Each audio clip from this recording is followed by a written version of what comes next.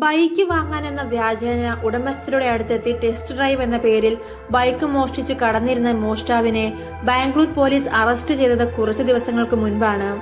Bike വാങ്ങാൻ താല്പര്യമുണ്ടെന്നും ഡീലിന് സമ്മതമാണെന്നും അറിയിച്ച് വളരെ തന്ത്രപരമായിട്ടായിരുന്നു മോഷ്ടാവിനെ പോലീസ് പിടികൂടിയത്. ഇതേ മാതൃകയിലാണ് ഇപ്പോൾ കേരളത്തിലും കാർ മോഷണം നടന്നിരിക്കുന്നത്. മാതൃഭൂമിയാണ് ഇത് സംബന്ധിച്ച് അടുത്തിടെ വാർത്ത റിപ്പോർട്ട് ചെയ്തിരിക്കുന്നതും. സംഭവം എങ്ങനെയെന്ന് അറിയണ്ടേ?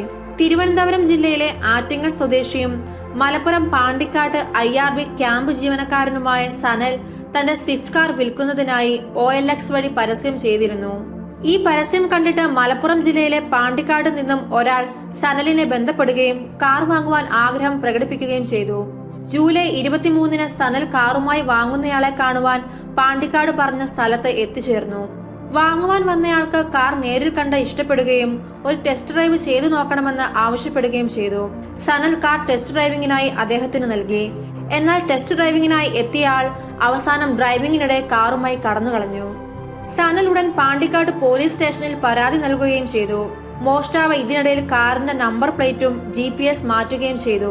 നമ്പർ പ്ലേറ്റ് മാറ്റിയ ശേഷം 4 രജിസ്ട്രേഷൻ സ്റ്റിക്കർ ഒട്ടിക്കുകയും ചെയ്തു. മോഷ്ടാവിന്റെ തന്ത്രപരമായ നീക്കങ്ങൾ പോലീസുകാരുടെ അന്വേഷണങ്ങളെ വഴിമുട്ടിച്ചു. മോഷ്ടാവ് ഈ കാർ ഒരു വയനാട് സ്വദേശിക്ക് വിൽക്കുവാൻ തീരുമാനിച്ചു.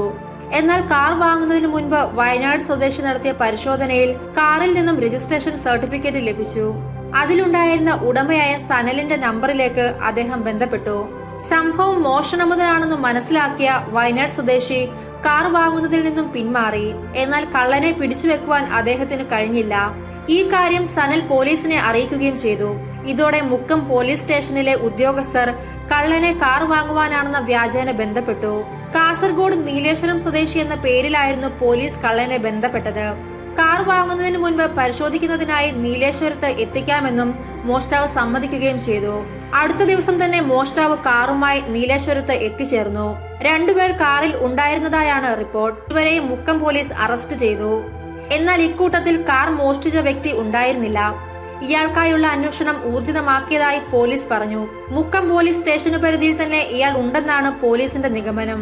കാറിൽ ഉണ്ടായിരുന്ന രണ്ടുപേരെയും കാറിനെയും കസ്റ്റഡിയിലെടുത്ത പോലീസ് കൂടുതൽ വിവരങ്ങൾ അന്വേഷിച്ചു വരികയാണ്.